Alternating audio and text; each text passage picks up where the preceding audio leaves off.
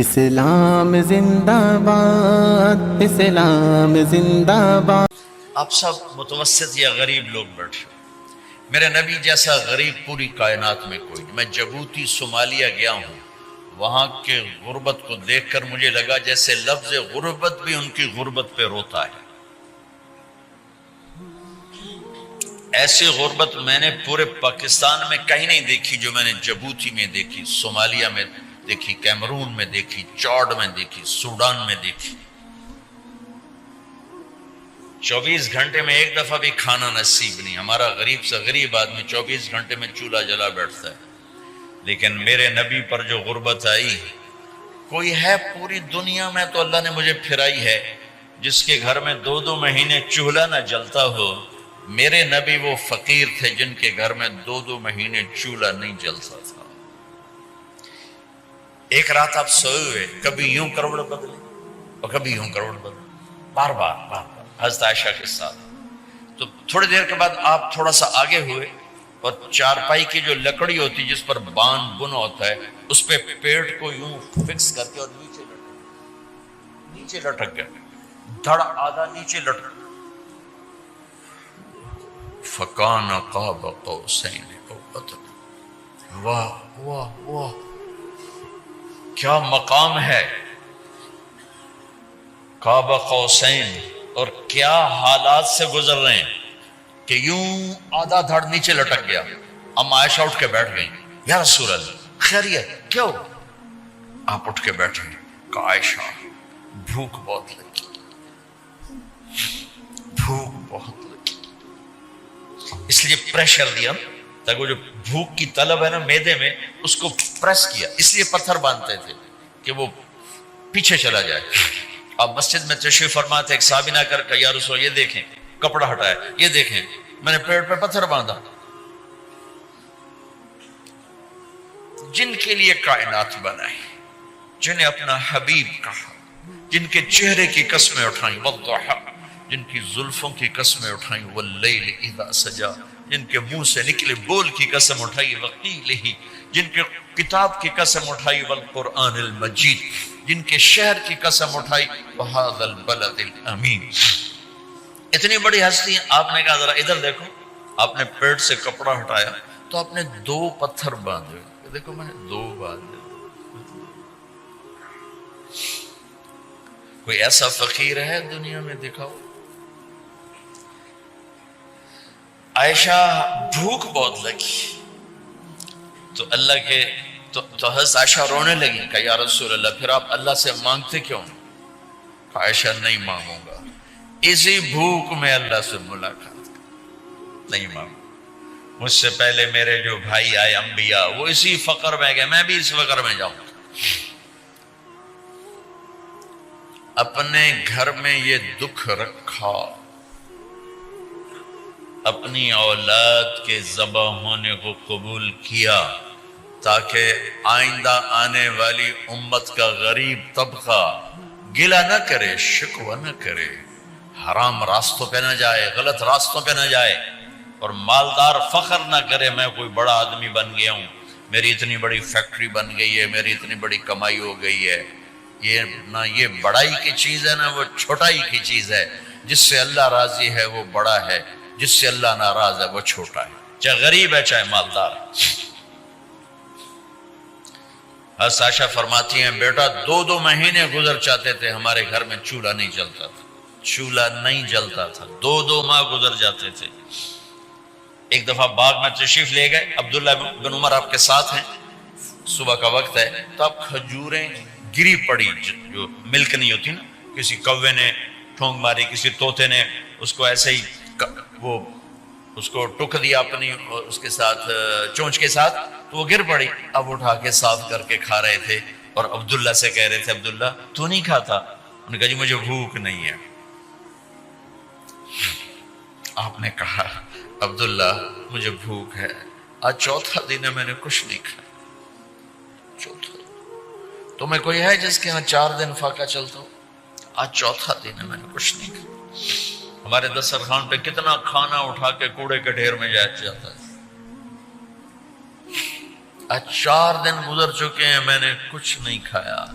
هذه صبح رابعة ما ذقت شيئا، آج چوتھی صبح میرے اوپر طلوع ہوئی ہے، ایک لقمہ نہیں کھایا۔ آپ مسجد میں بیٹھے تھے، کعب بن عجرہ آئے تو آپ کو دیکھ کر ایسے کہنے لگے یا رسول اللہ مالی اراکا متغیر اللون، یا رسول اللہ آپ کا چاند سا چہرہ چمکتا آج مرجھایا ہوا کیوں نظر آ رہا ہے؟ تو آپ نے یوں دیکھ اپنے پیٹ پہ یوں انگلی رکھ کر کہا ما دخل جوفی ما يدخل جوف ذاتک منذ ثلاث، کعب آج 3 دن گزر چکے ہیں، پیٹ میں ایک روٹی کا ذرہ داخل نہیں ہوا، ذرہ، لقمہ نہیں، ذرہ، روٹی کا ایک ذرہ پیٹ میں داخل نہیں ہوا۔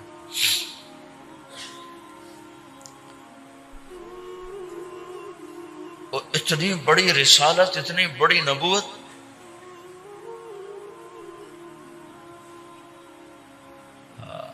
اپنی امت کے غریبوں کی تسلی کے لیے اور اپنی امت کے مالداروں کو سبق دینے کے لیے کہ اللہ رزق دے تو اپنی حیثیت نہ بھولو، اور اللہ نہ دے تو اپنے حبیب کی قربانی نہ بھولو۔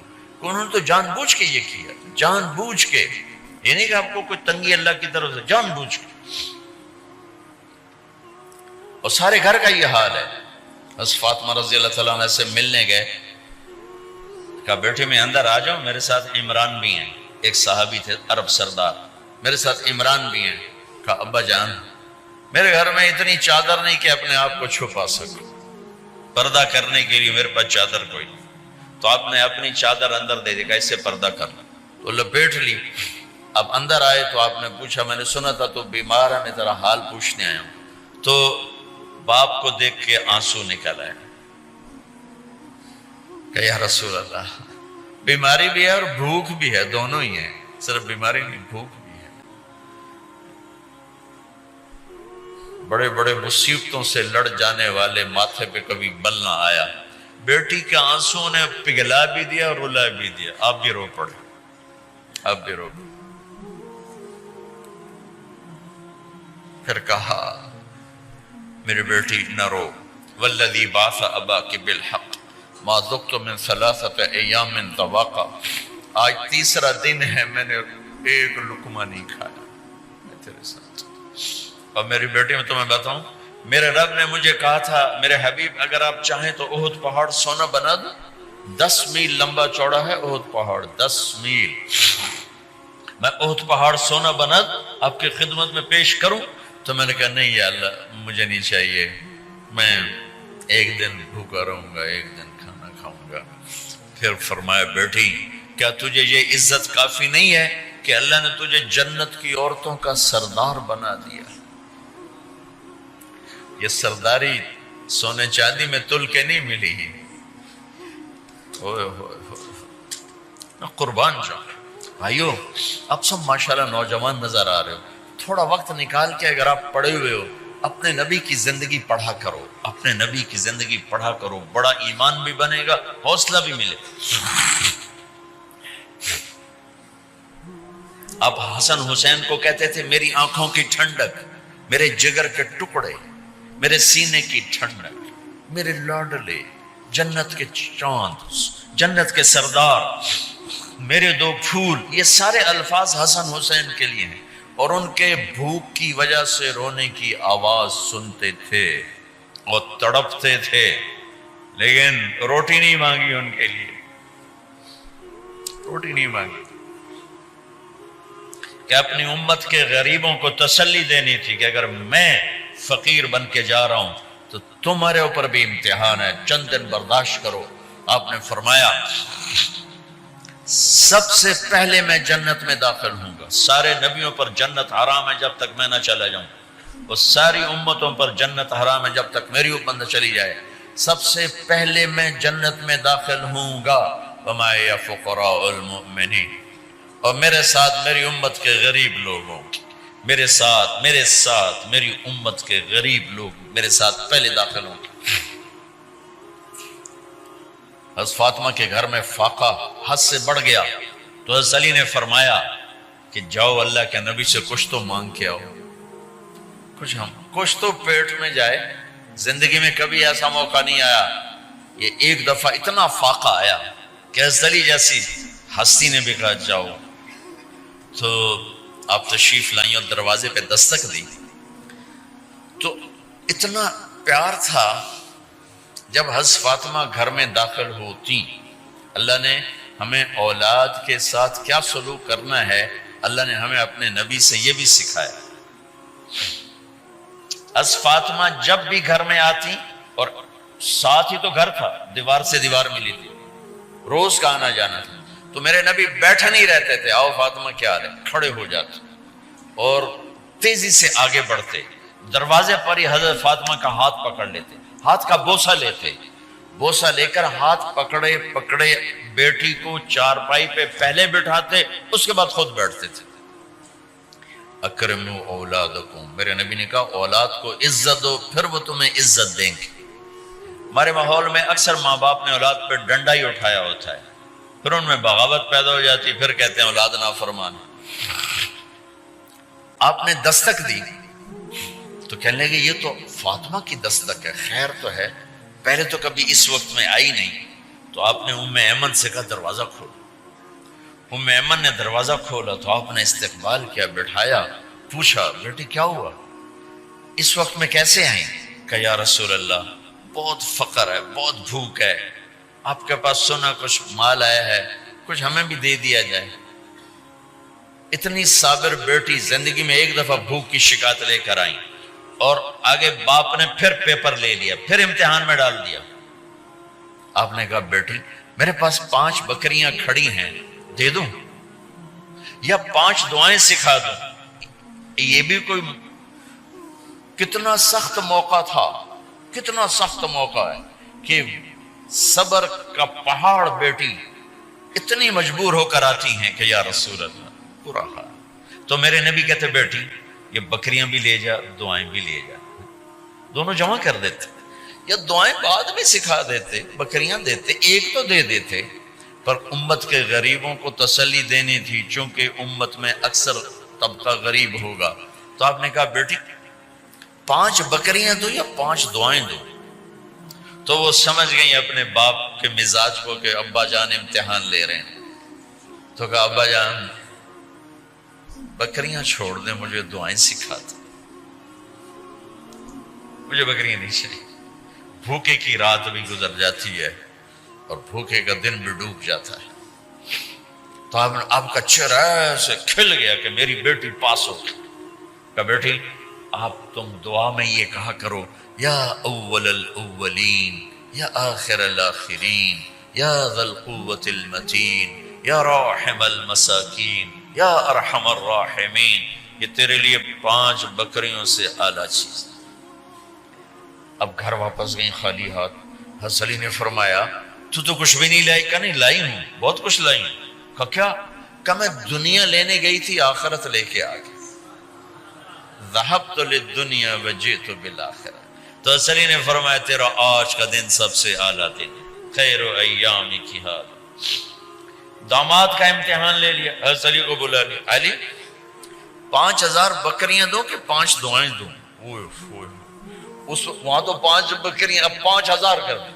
علی 5000 بکریاں لیتے ہو یا 5 دعائیں لیتے ہو؟ تو وہ سمجھ گئے کہ آج میرا محبوب مجھ سے امتحان لے رہا ہے کہ علی کتنا کو مضبوط ہے اپنے ایمان میں. اور فاقے میں نے بتا دیا کیا گزر رہے. آدمی اپنی بھوک سہ لیتا ہے، اولاد کا رونا برداشت نہیں ہوتا ہے.